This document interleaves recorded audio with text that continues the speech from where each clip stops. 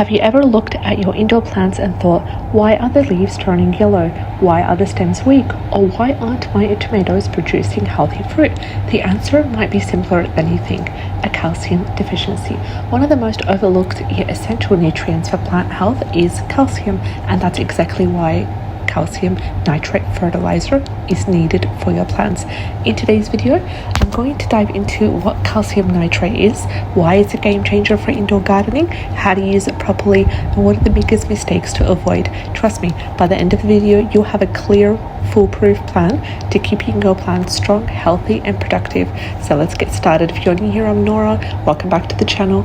Subscribe if you're interested in these kind of videos where I dive in deep on my gardening journey, as well as chickens keeping and a couple of other homesteading things as well. Alright, first thing first, what is calcium nitrate? If you've never used it before, you might be wondering, why is this fertilizer so special? Well, calcium nitrate is a water-soluble fertilizer. It's composed of two powerhouse nutrients, calcium and nitrogen. When it comes to calcium, it strengthens plant cell walls, it prevents diseases, and it encourages strong root and stem development. When it comes to the nitrogen, its role here is to fuel green and leafy growth and ensure plants have the energy they need in order to develop properly. Now, what makes this combination so powerful is that most fertilizers contain either nitrogen or calcium, but rarely both together in a form that's immediately available for plant intake. Calcium nitrate dissolves in water, meaning plants can absorb it right away without waiting for the soil breakdown process. So instead of waiting weeks for slow release fertilizers to kick in, this one gets it to work instantly, which is so super useful for plants that are actively growing or fruiting indoors. So why do indoor plants need calcium nitrate in the first place? Let's talk about the real reason why you're here. Why do your indoor plants need calcium nitrate? Unlike outdoor plants, which get a steady supply of minerals from rain and soil decomposition, indoor plants, they depend entirely on what we feed them. And this leads to three major nutrient problems in indoor plants that calcium nitrate can fix. Starting with number one, yellowing leaves. This is often mistaken for overwatering, but in reality, it is nitrogen deficiency. Without enough nitrogen, plants can't produce chlorophyll, which gives them their green color. Second reason is weak drooping stems. So if your plant stems bends easily, or let's say for example your tomato plants are falling over, this is a sign of calcium deficiency, weakening their cell walls. And lastly, slow or paused growth. If you've ever noticed that some of the plants that you have just won't grow no matter what you do, this is often because they cannot absorb nutrients properly. Calcium plays a big role in nutrient transport within the plant. And if you have any fruiting plants like cherry tomatoes, peppers, citrus trees for example, then you might be growing indoors. Calcium nitrate is especially important.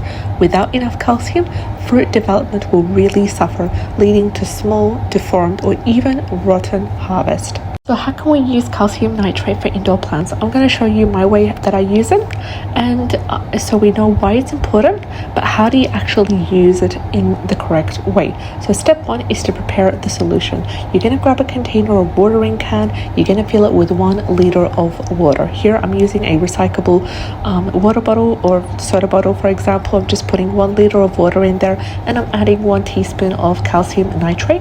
I'm going to stir that until it is fully dissolved. Now the solution should be completely clear. There should be no residue and there should be no floating particles. I just simply put the lid on the water bottle and then shake it just for a few seconds, and I'm good to go. Step two is applying it. So for general plant health, you can water at the base of the plant. Please avoid the leaves and do so every 10 to 14 days. For fruiting plants, you can increase the frequency to once a week, especially when the flowers appear. And for foliar feeding, you can use a weaker mix. So we're talking about half a teaspoon per 1 liter. You can spray it directly on leaves, but only in the morning or in the evening, because this will really help to prevent sunburn. So last step is to monitor and adjust.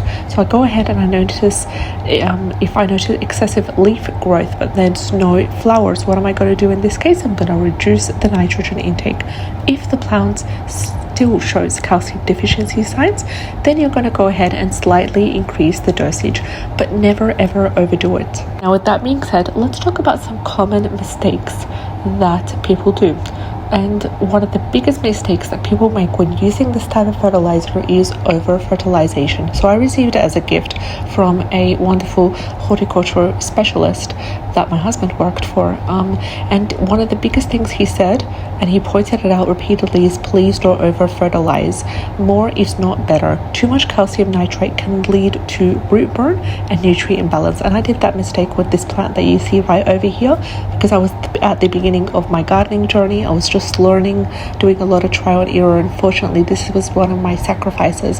After repeatedly over-fertilizing without intention, I ended up destroying that plant, and this plant no longer exists. So that's quite sad, because it took me a couple of months of taking care of that plant, and then it just started to have root burn and root rot, and that was a hard lesson for me. Another mistake that you can do is ignoring pH levels. Calcium nitrate slightly raises soil pH. So if you're trying to grow acidic or acid-loving plants, we're talking about blueberries, azaleas, ferns, for example, please avoid using it too frequently. It's best just to not use it altogether if you're dealing with the acid-loving plants. And lastly, another mistake is mixing with sulfates or phosphates. Now, do not mix calcium nitrate with Epsom salts or phosphorus-rich fertilizers in the same solution, because this can cause chemical reactions that make the nutrients unavailable to the plants. So basically, your plant is unable to absorb any of the nutrients if you do this mistake of combining that fertilizer with Epsom salt or with phosphorus-rich fertilizers. So what are the best indoor plants that we can fertilize with calcium nitrate? Indoor plants benefit the most from calcium nitrate. We're talking about tomatoes and peppers. This prevents blossom and root, and it really helps to strengthen fruit production.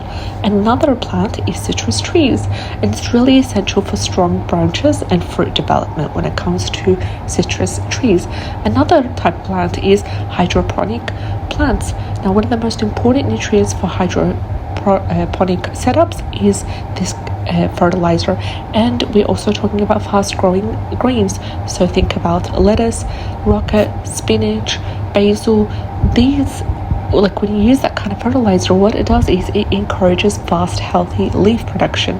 And lastly, just think about any plant that has large leaves. So think about fiddle leaf, fig, monstera. This fertilizer will help to strengthen the large leaves for structural support. And that is your complete guide to using calcium nitrate for indoor plants. If you found this video helpful, please hit the like button, subscribe to the channel, turn on the notifications so you do not miss out on any of our daily videos, and follow my journey in the gardening and also chicken keeping as well. I try to share with you everything that I'm learning along the way as well, and what I'm researching as well. So drop a comment below if you've used calcium nitrate before. What were your results? Let's talk about gardening in the comments. I'll see you next time. Take care and have a great day.